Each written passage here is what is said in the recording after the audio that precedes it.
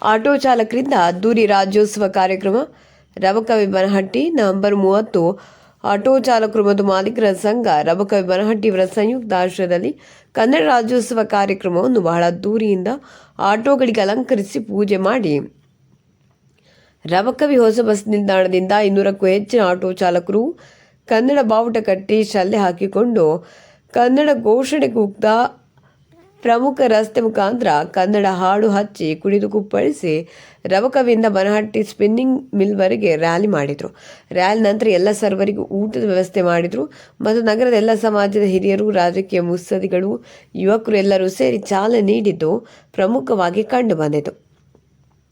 Auto ಚಾಲಕರು ಮತ್ತು ಮಾಲೀಕರು ಸಂಘದ ಅಧ್ಯಕ್ಷರು ಮೊಹಮ್ಮದ್ ಹುಸೇನ್ ಲಿಂಗ್ರೆ, ಮಾರುತಿ ನಾಯ್ಕ, ಪರಪ್ಪ ಪೂಜೇರಿ, ಉಮೇಶ್ ಜಗದಾಳ, ಕೆಂಪಯ್ಯಣ್ಣ, ಮಂಜು ಕಳ್ಳಿಮನಿ, ರವಿ ವಾಗ್ಮೋರೆ, ವಸಂತ್ ಪವಾಡೆ, ಮುತ್ತಪ್ಪ ಮುತ್ತೂರು ಇನ್ನು ಅನೇಕ ಆಟೋ ಚಾಲಕರು ಮತ್ತು ಮಾಲೀಕರು ಉಪಸ್ಥಿತರಿದ್ದರು.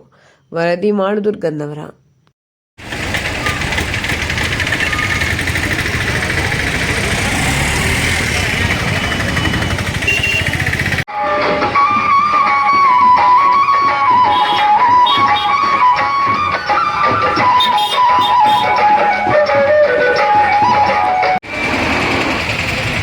UST Drive.